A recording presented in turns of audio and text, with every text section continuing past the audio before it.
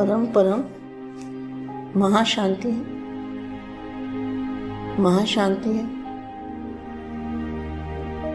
महाशांति है। बेहद के सर्व स्नेही बच्चों को सदा एक बाप के लब में लीन रहने वाले, बाप को प्रख्यात करने वाले। कौन से बच्चे? बाप को प्रत्यक्ष करने वाले, स्वपरिवर्तन से बाप को प्रत्यक्ष करने वाले,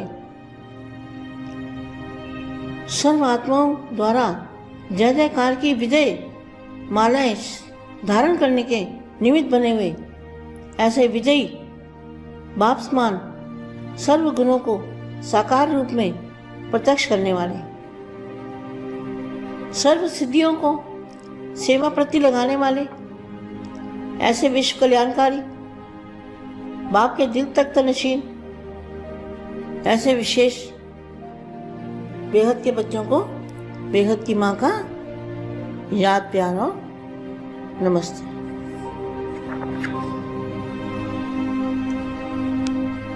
महारथी अर्थात विशेष आत्माओं की विशेषताएं। महारथी अर्थात महावीरों का संगठन। तो बेहद के बच्चे क्या है? महावीर है। महावीरों का संगठन, महावीर अर्थात विशेष आत्मा। ऐसे महावीर विशेष आत्माओं के संगठन की विशेषता कौन सी होती है?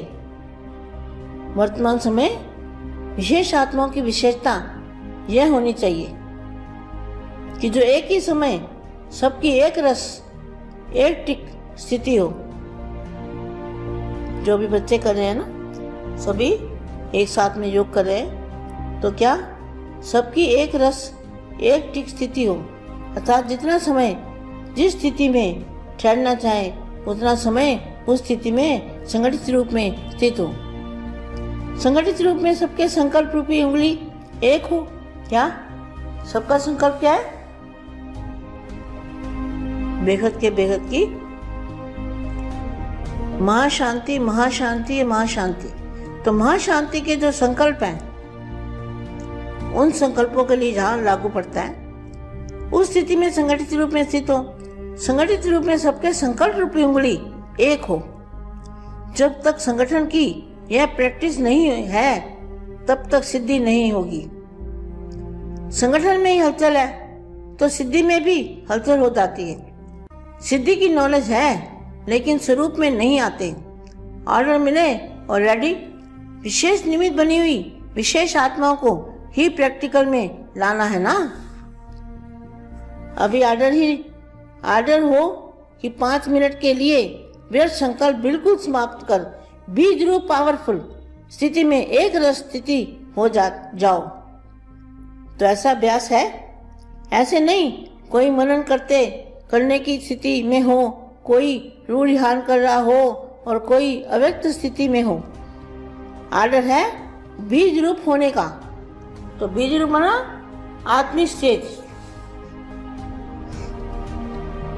क्या आर्डर है? बीज रूप होने का। और कर रहे हैं रूढ़िहान, तो आर्डर नहीं माना ना। यह अभ्यास तब तक होगा जब पहले व्यर्थ संकल्पों की समाप्ति करेंगे।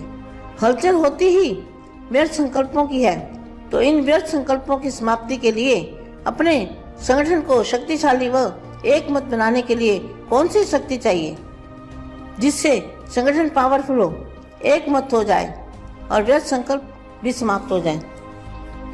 इसके लिए एक तो फेथ, क्या?